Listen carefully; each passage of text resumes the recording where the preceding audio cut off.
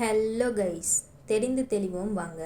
2012ஆம் ஆண்டு ஜவஹர்லால் நேரு பல்கலைக்கழகம் ஜாதவுக்கு இந்திய வனமகன் என்னும் பட்டத்தை வழங்கியுள்ளது. இந்த ஜாதவ் யார்? அவர் தான் அஸ்ஸாம் மாநிலத்தில் ஜோத்விராத் மாவட்டத்தை சேர்ந்தவர் தான் ஜாதவ் பயேங்.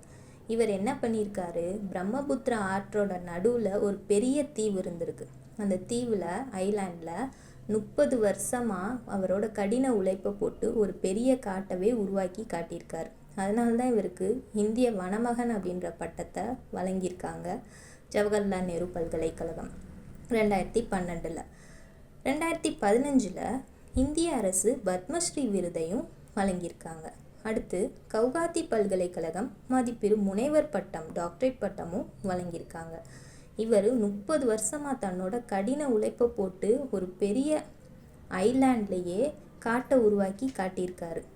அப்போ இவரை மாதிரி நம்ம ஒரு பெரிய உழைப்பை போடணும்னு அவசியம் இல்லை. ஒரு சின்ன உழைப்பை போட்டு நம்ம வீட்டு பக்கத்துலேயே, நம்ம வீட்டு சைடில் ஒரு மரத்தை கூட வளர்க்கலாம், ஒரு செடியை வளர்க்கலாமே.